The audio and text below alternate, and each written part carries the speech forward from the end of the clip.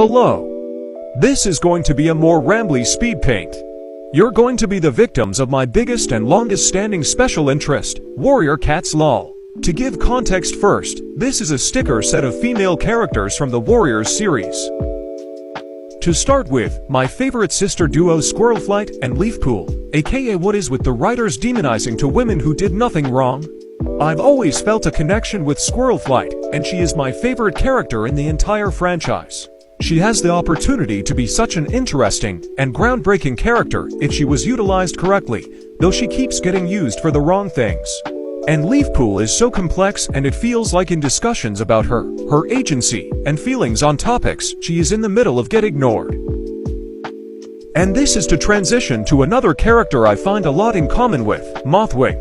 While I dislike her more recent characterization in TBC against Shadowside, Mothwing is a character that I feel has a lot to show. I think she is a good show of the complexities of religion, and I relate to that a lot. I also find headcanon of her being a lesbian super comforting. I feel a similar thing can be said about Dovewing being interpreted as being autistic or having sensory processing issues. Her anxiety about herself and her seeming ineptitude in social situations and reading obvious cues is something I relate to a lot. And while she isn't the best physical disability representation, I like Briarlight a lot and think she is important. What is missed in messaging of disabled people's worth and being frail she makes up for in showing what you aren't supposed to say to a disabled person. We aren't broken, we aren't a puzzle missing a piece, we are whole complete human beings. And while this rhetoric isn't a hot take in today's fandom climate, due to most people in who disagreed maturing or leaving the fandom, Daisy and FriendCloud are so important not only as ways to ground our characters with familiar faces who aren't family, but also show how fulfilling and important feminine jobs like childcare are.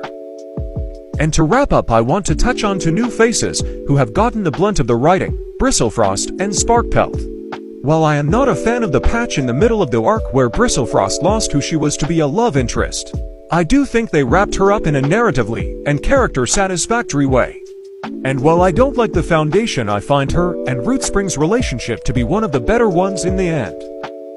On the other end we have Sparkpelt, who is one of the many female characters in the series to get changed and used as a plot device to elevate a Tom in their life. It isn't a secret that a lot of people think her son Nightheart's storyline of being a Firestar descendant would have fit Sparkpelt much better, but she got sidelined because she's a she-cat. And I'm inclined to agree. It's unfortunate how all of these characters and others got that treatment.